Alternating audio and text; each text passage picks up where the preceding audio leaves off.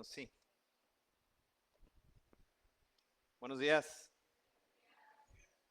¿Cómo están?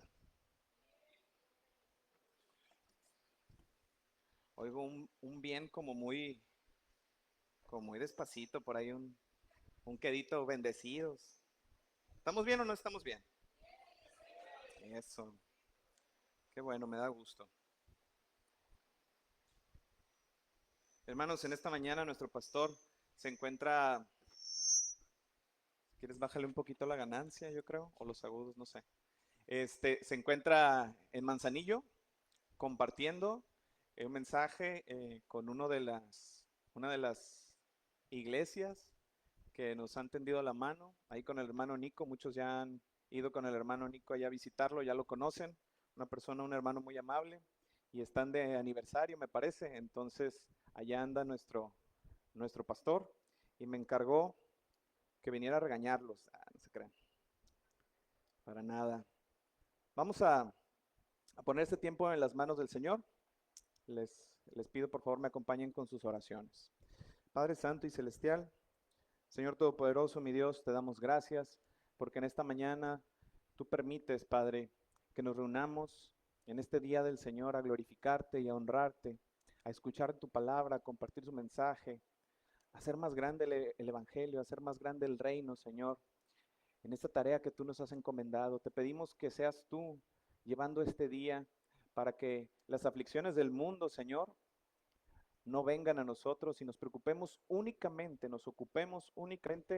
de glorificarte, honrarte, pensar en ti, mi Dios, en cuán grandes y maravillosas cosas, como dice la alabanza, has hecho con nosotros, de dónde nos rescataste y en dónde nos tienes el día de hoy y hacia dónde nos llevarás a tu lado, mi Padre.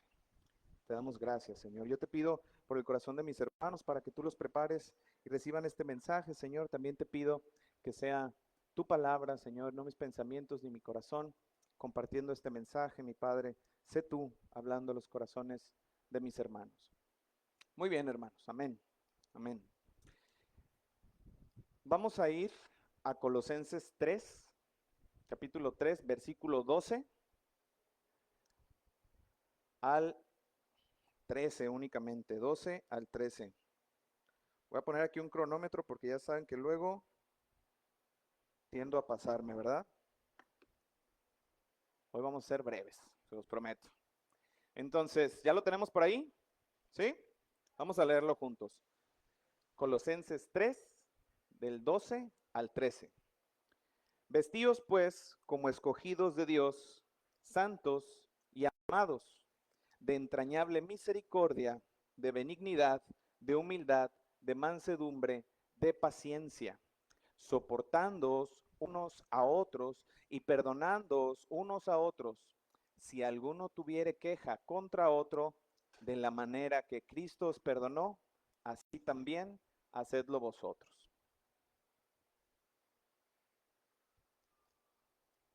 Ustedes saben, hermanos, que los que son de Colima, creo que todos somos de Colima, ¿verdad? O por lo menos tenemos mucho tiempo viviendo aquí en Colima.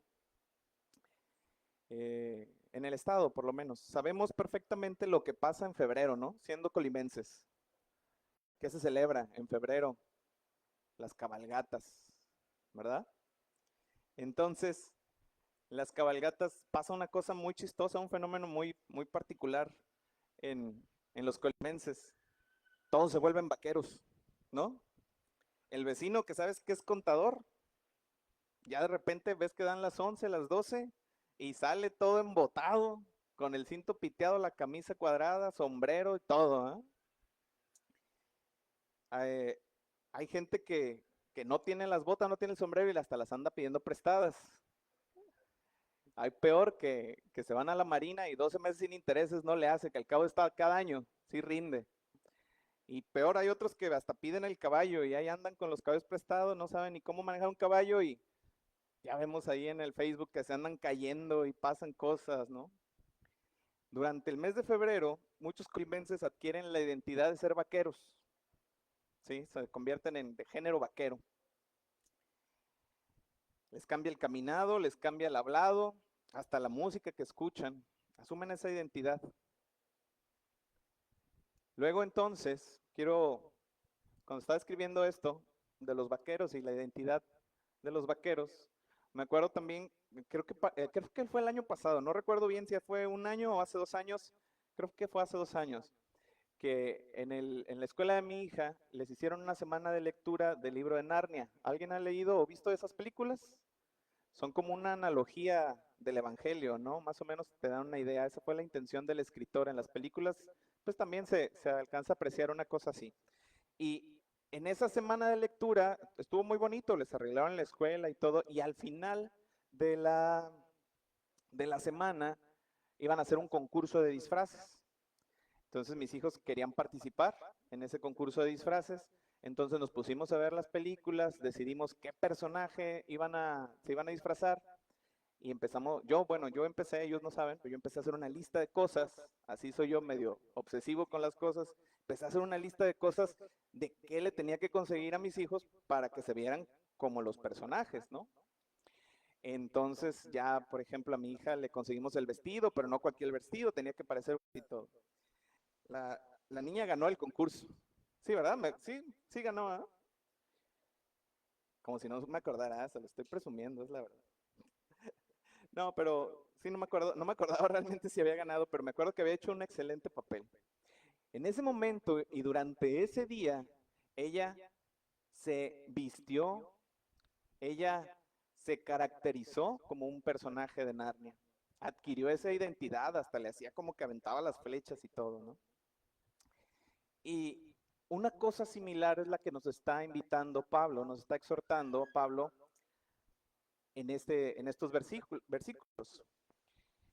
Dice que, por cierto, este mensaje se llama Vestidos de Amor, por quien les gusta poner título y apuntar, se llama Vestidos de Amor. Entonces, al principio del versículo 12 dice, vestidos pues como escogidos de Dios, santos y amados. Aquí, en esta primera parte, el apóstol Pablo, Dios a través del apóstol Pablo, les está diciendo a los miembros de la iglesia de Colosas de qué se van a vestir. Quien ve el fútbol, por ahí dicen, ¿de qué te vas a disfrazar? Le dicen, ¿no? ¿De qué se van a vestir?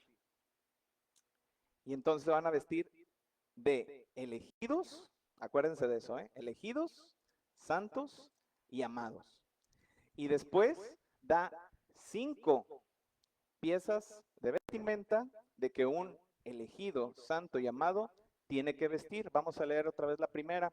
Repitan conmigo, por favor, para que se nos quede bien grabados. La primera es entrañable misericordia. ¿Cómo? La segunda es benignidad. La tercera es humildad. La cuarta es mansedumbre.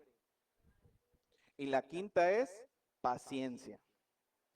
Estas 5 son las prendas que nos dice la palabra de Dios que un creyente, un cristiano, debe de traer puestas todo el tiempo.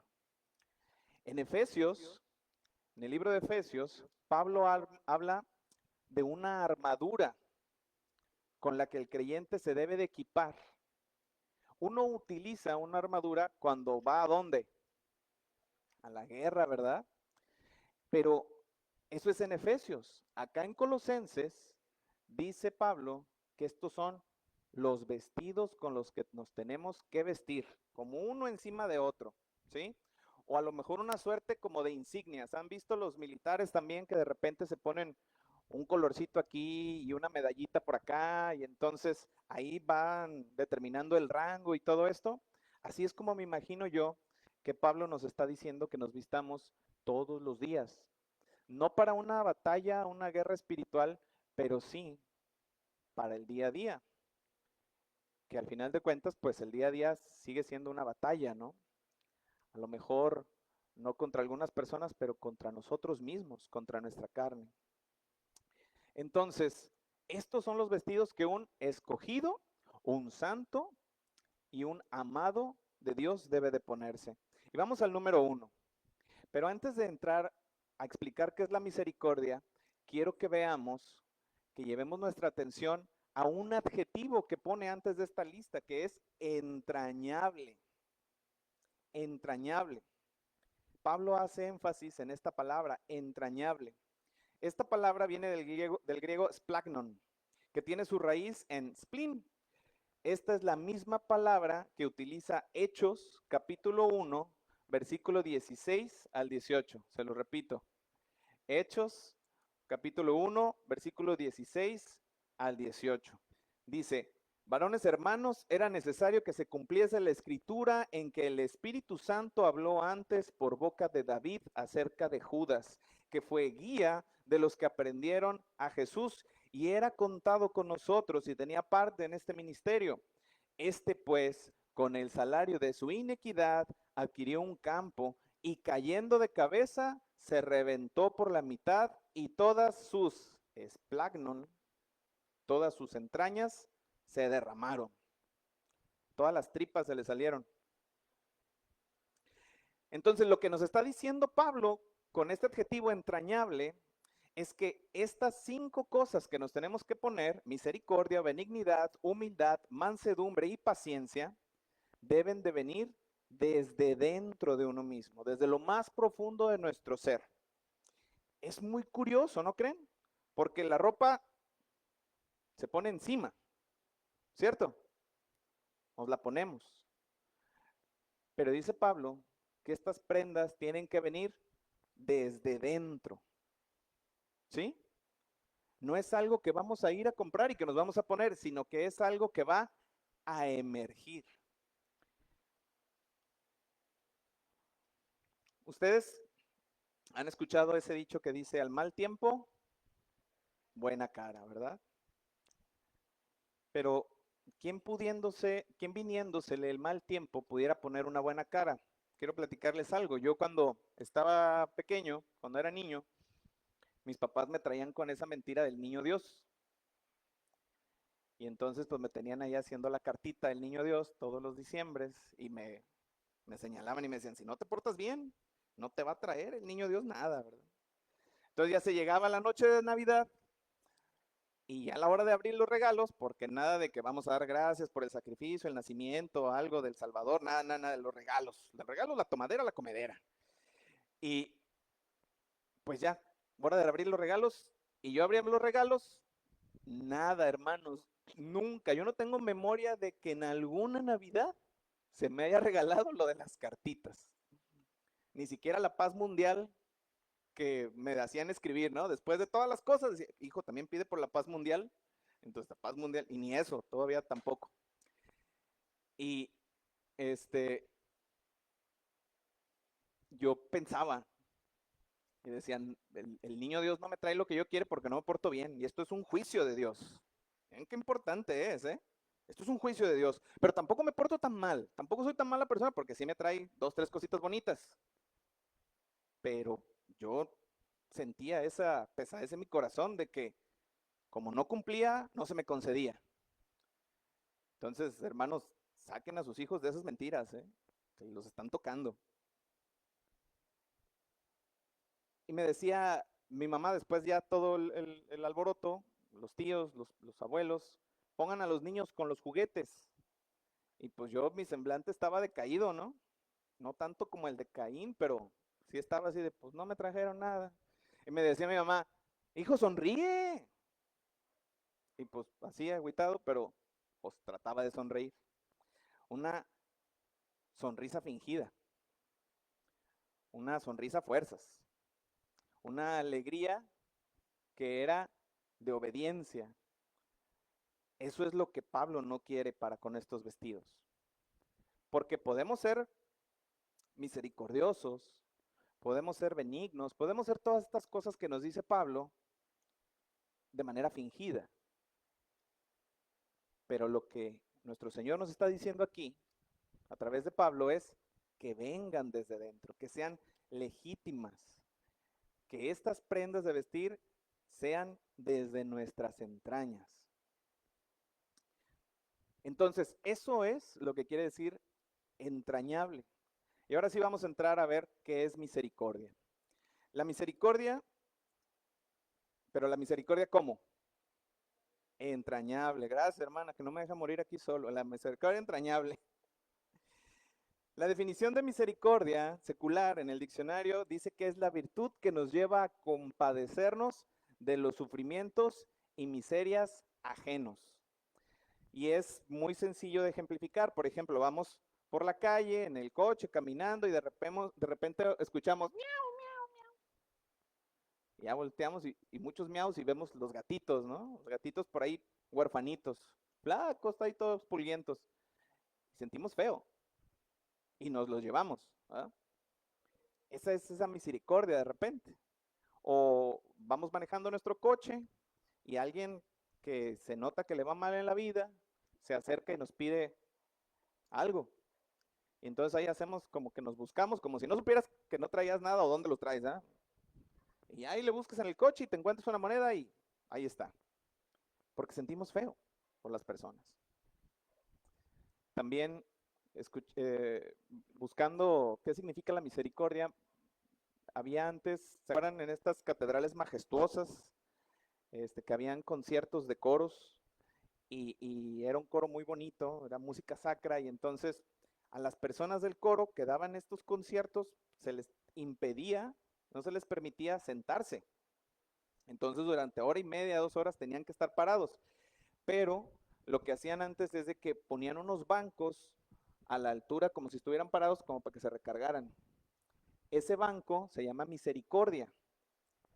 Creo que ejemplifica muy bien, ¿no? ¿A qué se refiere esta misericordia secular? Como, pues que no le sufran tanto. Pero esta tampoco es la misericordia que Dios nos dice que tengamos. No quiero decir que estén mal, quiero decir que no son honestas. La misericordia de la que nos dice Pablo es una emoción, perdón, no es una emoción pasajera, tampoco es filantropía y mucho menos es lástima. No es dar dinero a alguien porque se siente feo verlo o pensar que no tiene que comer. La misericordia de Dios a la que nos llama en su palabra es la siguiente. Esta es la definición de misericordia de nuestro Señor. No darle su merecido a quien lo merece. Se los voy a repetir. No darle su merecido a quien lo merece.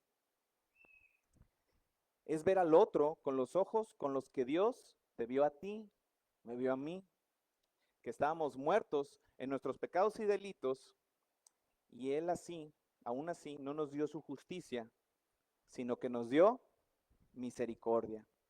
Y ese es el llamado que Dios hace a través de Pablo para que todos nosotros tengamos misericordia y que no le demos a la gente lo que nuestro juicio pudiera merecerse como un castigo. ¿Sale? Vamos a la segunda prenda de vestir, que es la benignidad. La segunda prenda de vestir que debe de vestir un escogido, santo y amado de Dios, es decir, un creyente, un hijo de Dios. La benignidad no es una palabra muy común en nuestro vocabulario, ¿verdad? Yo tenía un tío abuelo que se llamaba Benigno, pero de ahí en más jamás escuché otra cosa. De hecho, no sabía ni qué significaba su nombre. Si vamos al diccionario también podemos encontrar sinónimos que nos ayuden a armar una definición, un concepto de esta característica. Y ahí encontramos palabras como compasivo, desprendido, complaciente, bondadoso, afectuoso, amable. Y una que me gusta mucho, mucho es afable, pero tampoco es una palabra común en nuestro vocabulario, ¿verdad? Ser afable, pero es la que más me gusta. Entonces esa vamos a tomar, se las voy a explicar. Afable significa ser agradable, dulce en la conversación y en el trato. Dulce en la conversación y en el trato. En Camino de Santidad, ustedes pueden ver que tenemos pues, una mala costumbre, ¿no? Para muchas personas, me cuento, dentro de ellas, todo es carrilla, todo es estarse echando burla. La carrilla es estarse burlando de los demás.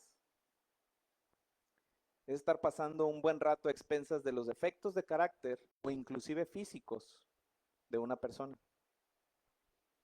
Y eso no es agradable, eso no es afable. Definitivamente no es benigno. Hay que ponernos a cuentas y ponernos las pilas en ese sentido, hermanos, en nuestras convivencias. Otro sinónimo de benignidad son templado, apacible y sereno. Templado, apacible y sereno. Analicen las conversaciones que tienen todos los días, fuera de la congregación y en la congregación. Si estamos siendo amables, serenos, apacibles, tenemos un trato dulce con los demás o hablamos golpeado. Somos de los que nos dicen algo y no se nos puede decir nada, luego brincamos, porque a mí que no me busquen, porque me encuentran. ¿Cómo eres en tus relaciones en casa, con tus hermanos, con tu mamá, con tu papá, con tu esposa, con tu marido? ¿Eres afable? ¿Eres benigno? ¿Eres sereno? ¿Eres dulce de trato? ¿O nadie te puede faltar al respeto porque luego brincas a defenderte? La violencia, hermanos, tiene muchas caras. Hay violencia pasiva, hay violencia activa, obviamente, ¿verdad? Pero hay también malos tratos, el no responder o responder como no estamos acostumbrados a que nuestros hijos, nuestra pareja, nuestros amigos respondan. Eso también es ser violento y definitivamente no es ser benigno. Entonces, en esta mañana me gustaría preguntarles si honestamente son unas personas, ustedes, que les resulte a los demás agradable de estar alrededor. Si ustedes pueden decir, yo dónde me paro, no de que los tenga risa y risa todo el tiempo y maravillados con la palabrería que digo y las carrillas que hago y jajaja, jijiji, sino donde me paro, las demás personas gozan de estar conmigo. Soy dulce con ellas. O somos de esas personas auténticas que rayamos en la imprudencia, que decimos las cosas como nos vienen a la cabeza sin pensar en quién tenemos enfrente, sin pensar si la otra persona puede sentirse aludida por lo que hacemos. A veces no lo hacemos con intención, pero ¿pudiera la persona ofenderse de lo que estamos diciendo? Eso es ser benigno. Y la benignidad, hermanos, es un fruto del Espíritu. Ser una persona benigna, ser una persona afable, ser una persona templada, que su hablar sea de un solo ánimo, que no descalifique a los demás y que no se sienta más que los demás. Eso, hermanos, es un fruto del Espíritu Santo. Vamos a olvidarnos de andar siguiendo los dones del Espíritu. Hay que olvidarnos de querer hablar en lenguas, de dar sanidad a los enfermos, de andar de profeta. Esos tiempos ya pasaron y tenían un propósito y era edificar la iglesia de nuestro Señor. Y la iglesia ya tiene sus cimientos. ¿Cuántas veces se echa un cimiento sobre algo? Una vez, nada más. Ya, ya están los cimientos. Nos toca seguirla construyendo. ¿Cómo? ¿Con milagros? Con lo que hacemos los sábados. Eso es edificar la iglesia de nuestro Señor, esparcir el Evangelio. Con esto no quiero decir, porque sabemos que nosotros somos aquí semicesacionalistas, ¿no? ¿Sí se acuerdan de eso? El pastor nos los ha enseñado en varias ocasiones. Creemos que los dones del Espíritu ya cesaron, pero que en su soberanía el Señor pudiera activarlos en cualquier momento para seguir sus propósitos, que es seguir construyendo la iglesia, pero jamás para demostrar el poder de un pastor, de un predicador, de un apóstol contemporáneo que quiere el dinero, ¿verdad? Entonces, lo que sí debemos de buscar son los frutos del Espíritu, como dice Gálatas 5:22. Gálatas 5:22, mas el fruto del Espíritu es amor, gozo, paz, paciencia, benignidad, bondad, fe, y sigue la lista, pero nada más vamos a leer hasta el 22. Entonces, La benignidad es un fruto del Espíritu Santo. Y para ser honestos, hay personas que sin ser creyentes, sin ser salvos, aparentan más benignidad que nosotros. Pero hay una diferencia clave entre la benignidad de una persona secular, de una persona que no está en Dios, y la benignidad que es el fruto del Espíritu. La diferencia es la motivación. En la benignidad secular se hace el bien para que haya una armonía social. Se hace el bien por educación, por cortesía, o a veces como para sentirnos buenas personas, ¿no? Para, como dicen por ahí, limpiar los karmas, ¿no? Porque sabemos que lo que cosechamos recibimos de alguna manera, es una doctrina del mundo, para limpiar nuestra conciencia. Si hacemos el bien se nos regresa. Entonces, eso es la benignidad secular, pero la benignidad que es un fruto del Espíritu, la benignidad que viene del Espíritu Santo tiene un propósito completamente distinto, y esto es reflejar el carácter de nuestro Señor Jesucristo y glorificar a nuestro Señor. No se trata de vernos bien, no se trata de caerle bien a la gente y no se trata de sentirse moralmente superior, jamás. Se trata de demostrar el amor que Dios ha tenido para con nosotros, incluso con nuestros enemigos, incluso a los que no merecen nuestra benignidad, así como Él lo hizo con nosotros.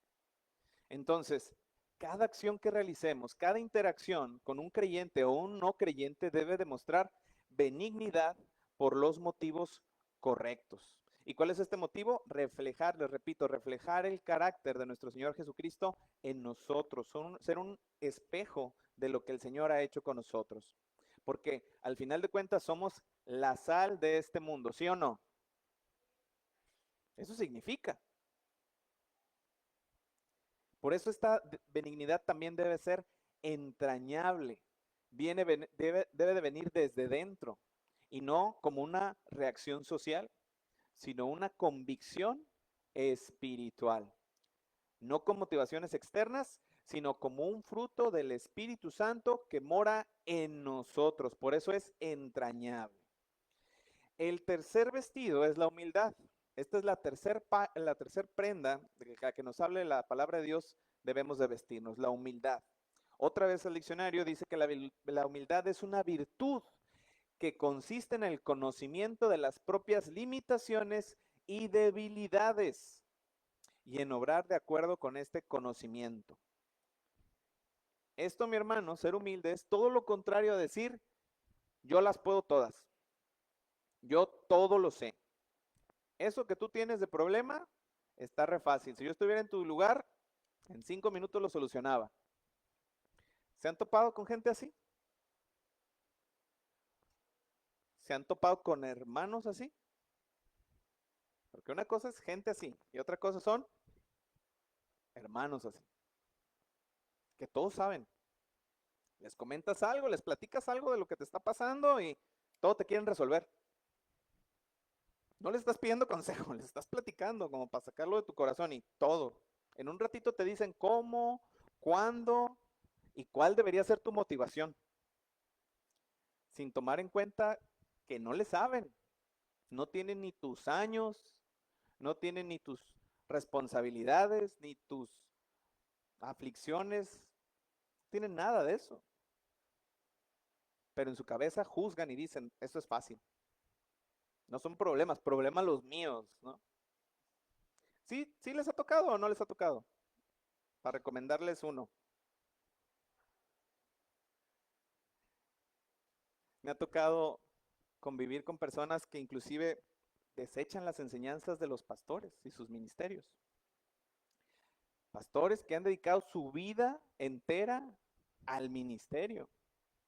Y puede que estén equivocados en doctrinas, ¿eh? Que no piensen lo mismo que nosotros. Pero eso no nos da ningún derecho a sentirnos más que ellos. Mucho menos a insultarlos. Porque una cosa es lo que piensas, ¿no? De repente te encuentras con una prédica y dices, cuate, ¿no? Pero aquí. Pero luego ya vas y lo dices. Estás faltando al respeto a una persona. Todos merecen nuestro respeto. Al final de cuentas, todo está impuesto por Dios, ¿no? Amén o no. Cualquier autoridad.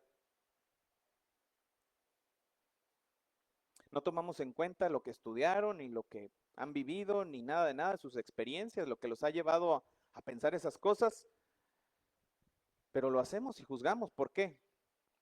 Porque nos consideramos más sabios, porque para nosotros todo es sencillo de entender.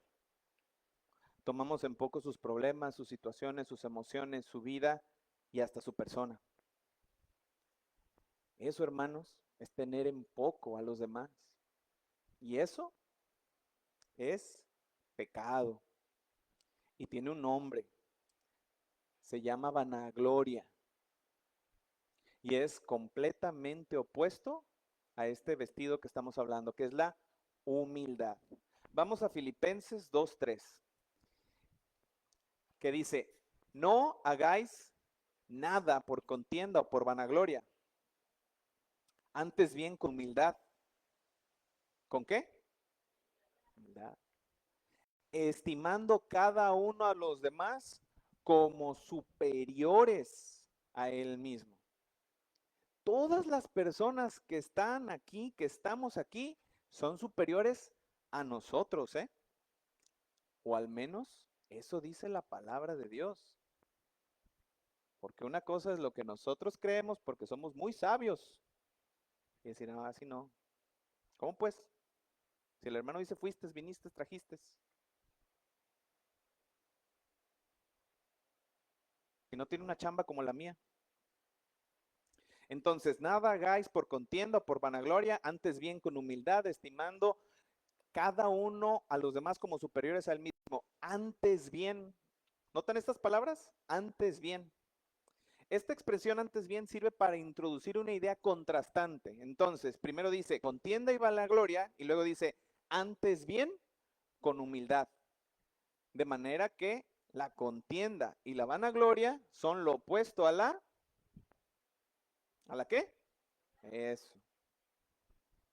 La contienda, hermanos, no es otra cosa más que andarse peleando, andar de peleonero. Hay una palabra bíblica que me gusta mucho que es pendenciero, pero me gusta por cómo suena, ¿eh? No crean que me gusta por, yo soy ese, no, que sí he sido. Pero bueno, pendenciero. No podemos andar de pendencieros, no podemos andar de peleoneros, porque todo esto es contienda y vanagloria. Y no sé si se han puesto a pensar, a analizar en esta situación de cuando alguien se pelea, ¿por qué se pelea? Bueno, no qué lo motiva, sino dentro de él, ¿por qué se anima a pelearse? Porque piensa que va a ganar. Yo no conozco a nadie que se haya querido pelear que diga, me va a ganar, entonces me voy a pelear. Si te vas a pelear es porque piensas que vas a ganar. Yo soy más bravo, yo estoy más dado, o yo soy más inteligente, o yo traigo más verbo, o yo tengo la razón, y él no, porque él es un necio. ¿Qué está pasando? Nos estamos sintiendo superiores. Y si alguna vez ha pasado esto por tu cabeza, entonces no has sido humilde. Pero supongo que eso ya lo sabíamos, ¿no? Después, en este mismo versículo dice, estimando cada uno a los demás como superiores a él mismo. Allí está la humildad bíblica, no la humildad del mundo, ¿no? Yo soy humilde, sí, que cuando se tiran para que los levanten, no, no, yo no tengo, no, yo no sé, no, no, no. Eso es del mundo. Aquí es la humildad espiritual, considerar a todos superiores a ti mismo. ¿Está fácil? Habemos gente que nos sentimos más que otros, porque tenemos una carrera universitaria, porque sí fuimos a la escuela, y cada mundo es una locura, ¿eh? Porque hay quienes nada más se sienten más que los demás por estar más de acuerdo o ir más en tendencia con los estándares de belleza de este mundo cochino, porque es una cochinada, completamente, para hombres y para mujeres. Hay quienes se sienten más inclusive por el coche que trae, o la casa que tiene, o las vacaciones que tomó, o que su hija ganó un concurso.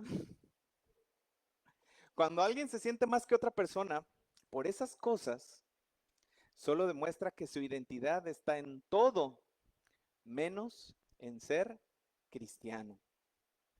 Su identidad está en su cuerpo, en su, en su belleza, en sus fuerzas físicas, en su capacidad para trabajar, en su capacidad de concentración, en tener más lana, en que es más culto, en que ser más elocuente. Y a veces, hermanos, es curioso porque ni siquiera es el que más, porque muchos se conforman con ser, con al menos ser, no el que menos, ¿sí? Se comparan y dicen, ah, el hermano anda estrenando camioneta, yo tengo mi carrito, pero por lo menos no ando como este a pata. ¿Me explico? O sea, no ando tan mal. Y tan solo eso nos da la capacidad de empezarnos a sentirnos más que los demás. En eso basan su identidad, en lugar de basarla en la obra redentora de nuestro Señor Jesucristo y la fe que tenemos de ella. Filipenses 2.5, Filipenses 2.5 dice, haya pues en vosotros este sentir que hubo también en Cristo Jesús, el cual siendo en forma ¿de quién? ¿Sí están leyendo conmigo o no? Siendo en forma de Dios, no estimó al ser igual a Dios como cosa que aferrarse, sino que se despojó a sí mismo, tomando forma de siervo y hecho semejante a los hombres. Y en esta condición, y estando en la condición de hombre, se humilló a sí mismo, haciéndose obediente hasta la muerte y muerte de cruz. Él, nuestro Señor, siendo Dios, vino al mundo a servirte.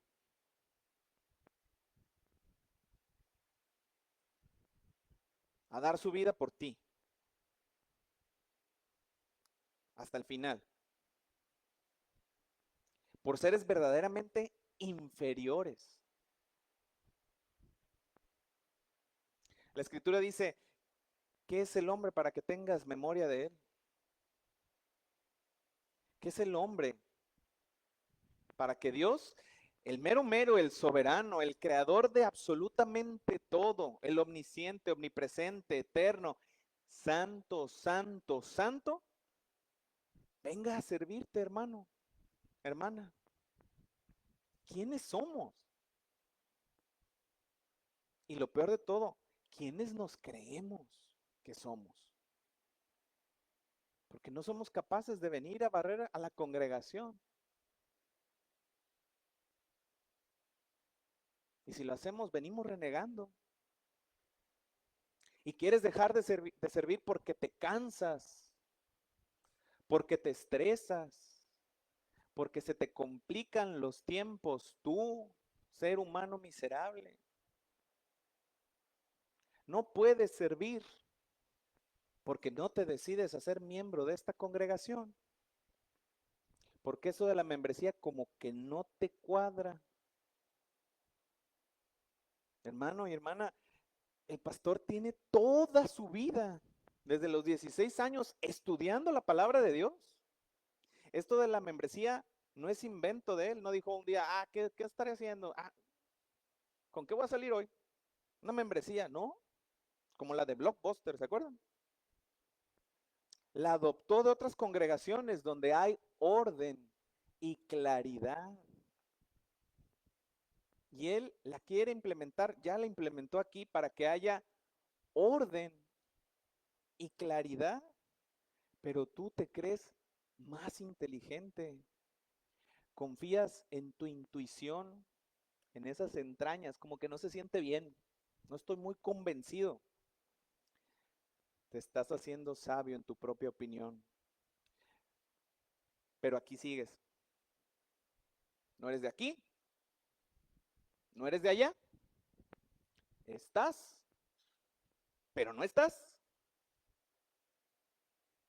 o estás, pero no podemos contar contigo. hazte humilde, sométete a las autoridades, no seas necio o necia. Deja de hacer las cosas como te plazcan, a tu conveniencia, a tu confort.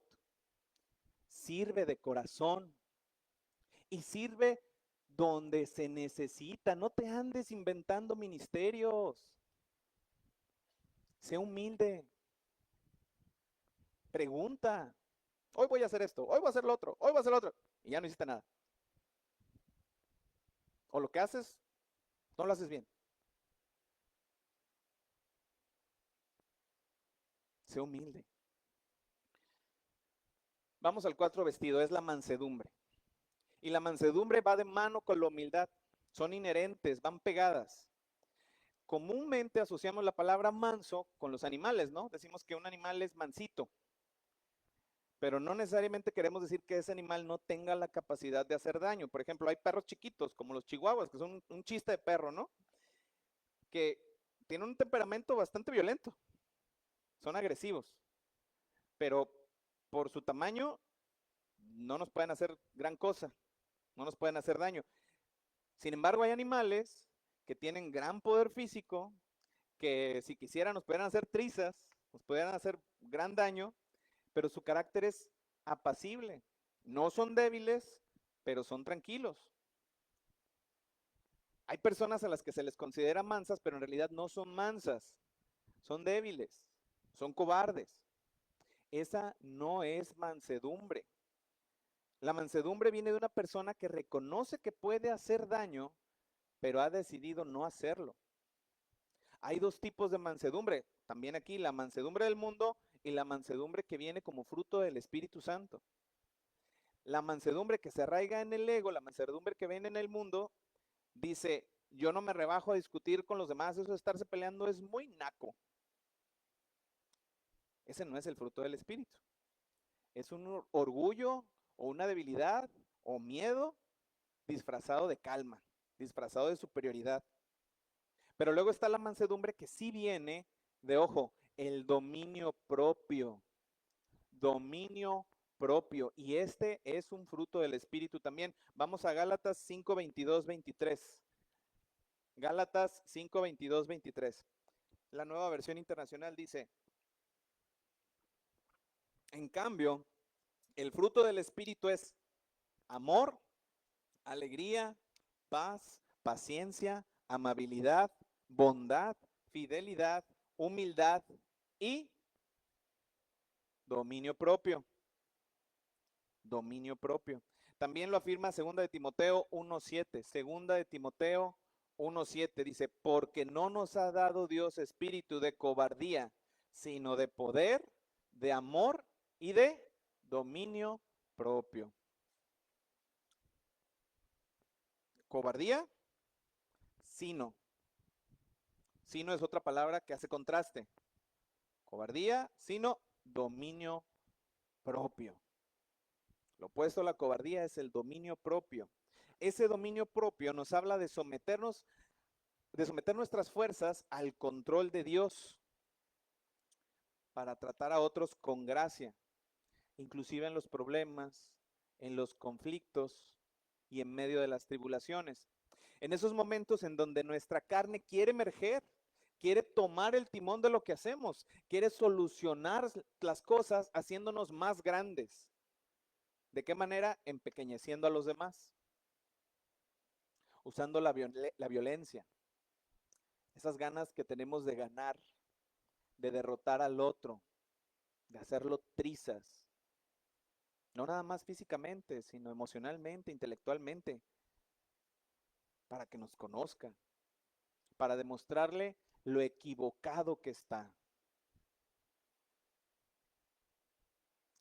Y en eso se va a exaltar lo bien y lo correcto que yo soy, lo bien que yo estoy, que yo tengo la razón. Pero nuestro Señor nos dice otra cosa. Vamos a Mateo 11:29. Mateo 11:29. Llevad mi yugo sobre vosotros y aprended de mí que soy manso. ¿Y qué otro? Ya lo vimos. Humilde. Superficialmente, de corazón. ¿Verdad? ¿Para qué? Esto es maravilloso. Y hallaréis descanso para vuestras almas. Tener un corazón conflictivo, es decir, ser peleonero desde adentro, de corazón, con ese corazón que le encanta la vanagloria, es ir en contra de las enseñanzas de nuestro Señor Jesucristo. Y tenemos que aprender de Él, que Él es, ¿cómo? ¿Y de qué manera? De corazón. Aprendamos de Él, hermanos. 5 y último vestido, la paciencia. La palabra griega para la paciencia es macrothymia, macrothymia. El término usado aquí no es simplemente aguantar, significa literalmente un largo ánimo, ser largo de ánimo. Es lo opuesto a la impaciencia, es lo opuesto a la ira rápida, es decir, que si estamos tranquilos, apacibles, si somos benignos, tenemos que permanecer de ese ánimo. La paciencia bíblica es la tolerancia al sufrimiento, a la provocación y al pecado para con nosotros. Cuando alguien nos hace algo, no perder el ánimo ante estas situaciones. Y no nada más eso, sino que también en nuestras reacciones ser íntegros, conservarnos, no reaccionar de manera pecaminosa. El uso de esta palabra, macrothymia, en el Nuevo Testamento describe la paciencia de Dios para con nosotros. Vamos a 2 de Pedro 3, versículo 9. 2 de Pedro 3, 9. Dice, el Señor no retarda su promesa, según algunos la tienen por tardanza, es decir, según algunos opinan, sino que es paciente para con nosotros, no queriendo que ninguno perezca, sino que todos procedan al arrepentimiento. El Señor es paciente con nosotros. ¿Cuántas veces, hermanos, hemos dicho que ya no vamos a pecar de la misma manera? Y nos acostamos en oración pidiendo perdón y estar arrepentidos y ya tranquilos de conciencia y nos despertamos y es lo primero a lo que se va a nuestra cabeza. Lo primero que hacemos en el día o lo que sucede durante el día, en cuanto no me vean, en cuanto no se den cuenta, depende con el pecado que estén lidiando. Y el Señor fulminantemente nos hace caer en el momento. Es paciente. Un creyente se debe revestir de paciencia. Esto refleja el carácter de Dios en nosotros. La paciencia, hermanos, no es debilidad. La paciencia es una fortaleza espiritual. Es la madurez de quien ha aprendido a confiar en los tiempos de Dios y no estarle tronando los dedos a Dios. Quiero esto, ya, ahorita. ¿Por qué se tarda tanto Dios si estoy trabajando? ¿Que no me lo merezco? Pues Dios nos ha abandonado, voy a ver cómo le hago.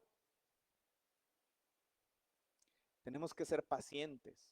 La paciencia se manifiesta en dos dimensiones, hacia las circunstancias y hacia las personas. Primero, hacia las circunstancias. Santiago 1, del 2 al 3.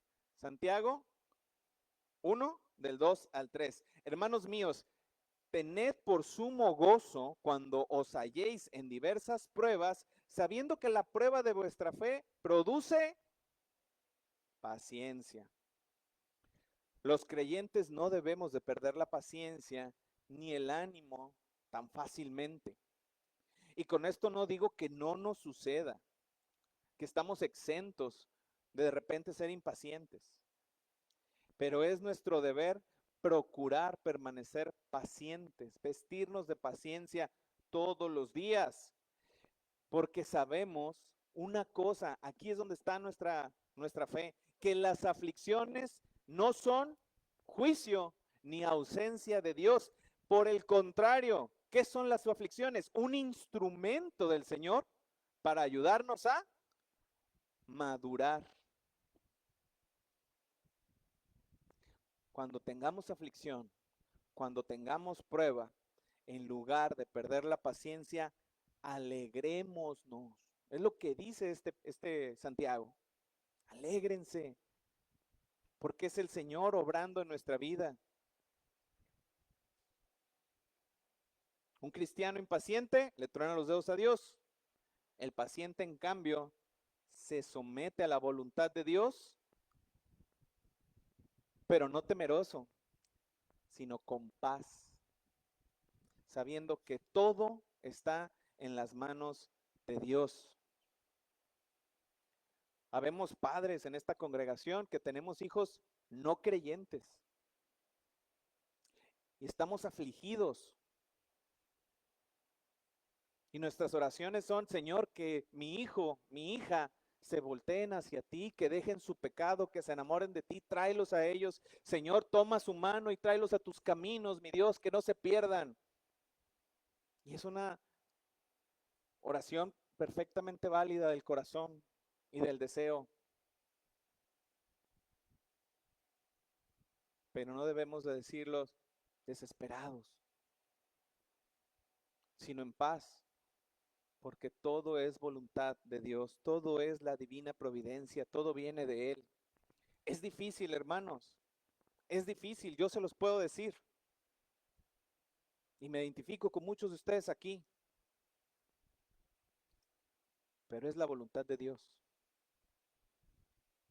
O con nuestros padres, o con nuestros tíos, nuestros abuelos que ya están en las últimas, Señor, por favor, abre su corazón.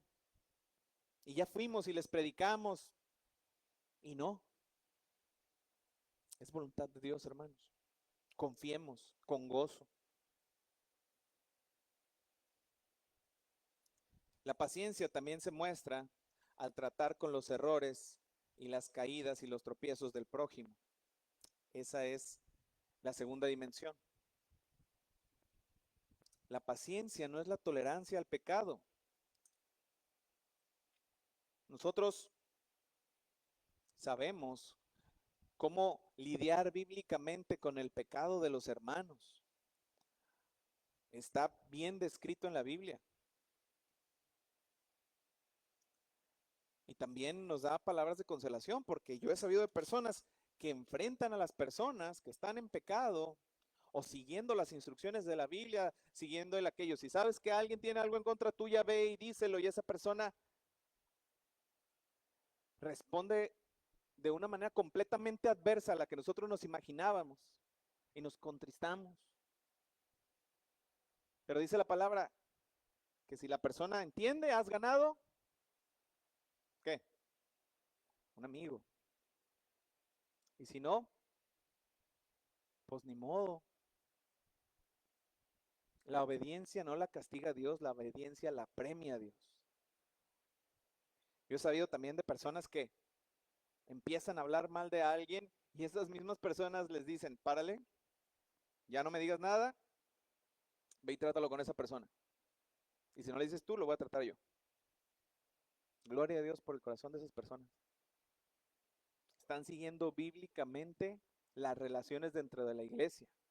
No se están poniendo a validar sus opiniones, sus emociones, sus sentimientos, sino que van directamente al punto. No se trata de caernos bien.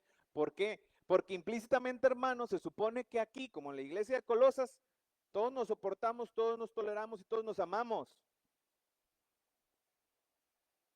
Se supone. Entonces no tenemos que hacer cosas para caerle bien a los demás, para ganar gracia con ellos, porque ya tenemos gracia, porque se supone que esa gracia vertical que Dios nos ha dado, nosotros la expresamos horizontalmente para con todos los demás. Por eso, exhortémonos, no nos quedemos callados, que no haya una raíz de amargura en el corazón. Tratemos las cosas antes de que se hagan grandes. La iglesia de manera general y específica, camino de santidad, necesita menos juicios rápidos y más paciencia como la que el Señor tiene con nosotros, más paciencia redentora. Entonces, hermanos, ya sabemos, ¿verdad? 5 cosas nos tenemos que poner. 5 son los vestidos, ¿sí o no? ¿Cuál es la primera? Misericordia. La segunda, benignidad, humildad, mansedumbre y paciencia. ¿De qué manera? Entrañable, ¿verdad?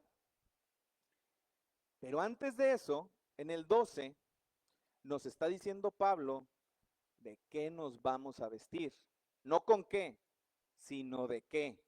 Así como en febrero se visten de vaqueros, así como la Maffer se vistió de princesa de Narnia, nos vamos a vestir de qué? De escogidos, de santos y de amados de Dios. Es decir, vamos a estar dando testimonio de cuál es nuestra personalidad, nuestra identidad y nuestro género. Cuando les pregunten de qué género son, ustedes digan cristiano. Pero estaría más chido que no les dijeran de qué son, ¿verdad? Como dicen en el pueblo, ¿tú de quién eres? Pues de Cristo. ¿Que no me ves? Estos 5 vestidos. Pero para eso las vestimentas tienen que ser honestas y vengan desde el fondo de nuestro ser. Ahora, seguramente todas estas cosas que nos tenemos que vestir, pues estamos de acuerdo con ellas, pero algunas han o pueden estar causando como amargura porque dicen, pues a mí sí me gusta pelear, a mí me gusta hacer más que los demás, yo soy bien impaciente, ya le he pedido a Dios paciencia, no me da pura prueba, pues ahí está la paciencia, no se desanimen hermanos, porque fíjense lo que dice Primera de Timoteo 4:7, este está buenísimo, es cortito, ¿qué dice? Le dice el apóstol Pablo a Timoteo, ejercítate para la piedad. Yo veo aquí a muchos hermanos que son fortachones y fortachonas. Seguramente han ido al gimnasio, ¿verdad? ¿Sí o no? ¿O practican algún deporte? ¿Sí? El hermano Darío, buenísimo. ¿Lo han visto jugar? Buenísimo el hermano. Hermano, ¿cómo te hiciste tan bueno? ¿Así naciste? Practicando.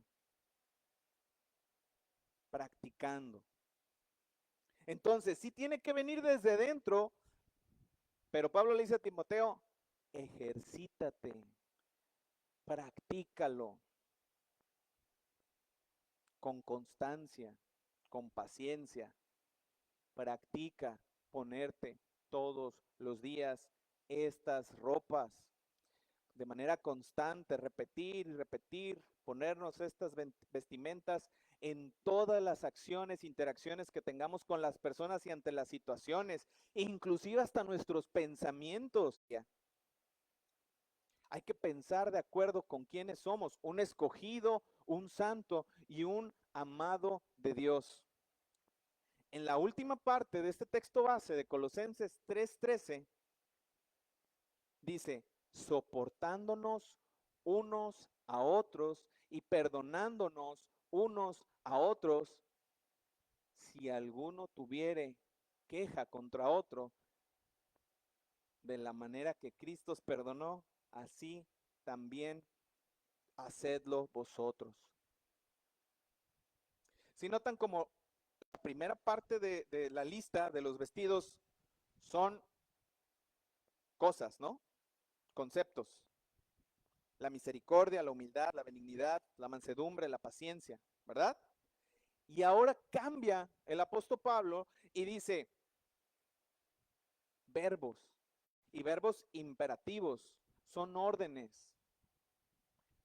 Nos está diciendo para qué nos ponemos estos vestidos, para soportarnos y tolerarnos. Y sí, hay comportamientos pecaminosos que uno debe de exhortar como hermano. Hay que reprender, hermano.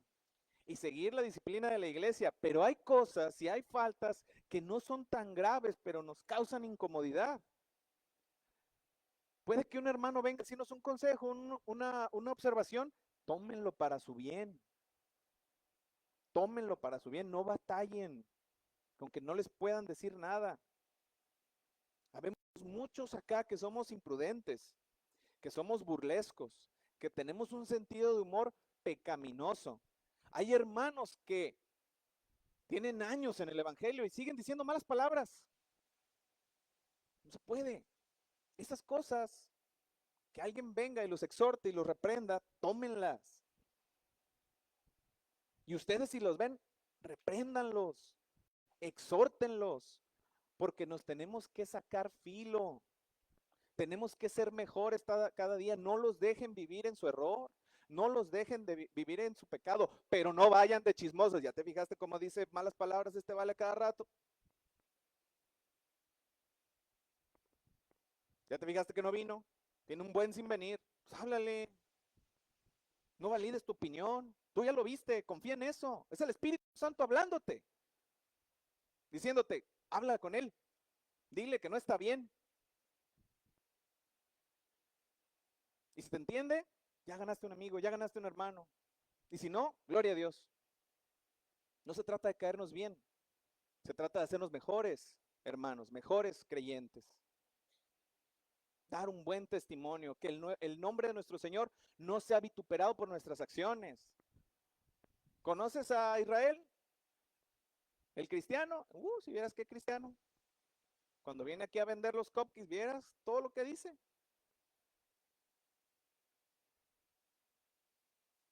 ¿Qué pasa cuando uno ya toma este consejo, va y dice y reprende al hermano y el hermano no cambia?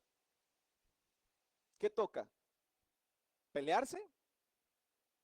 Ya no estamos siendo benignos.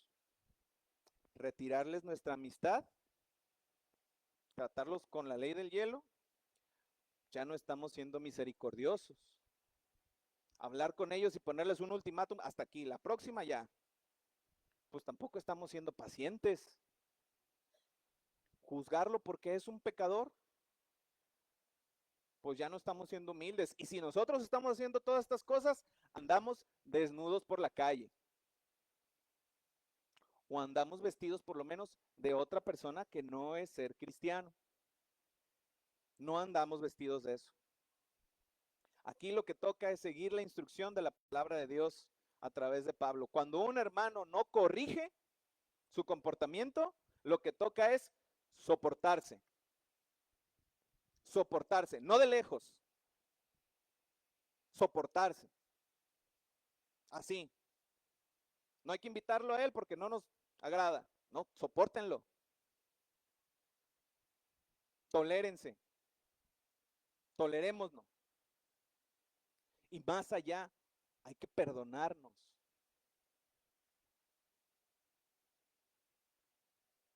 Pablo nos deja bien claro cuál es el perdón que tenemos que otorgar. No es ese perdón de yo no tengo nada en contra de él, pero de lejos.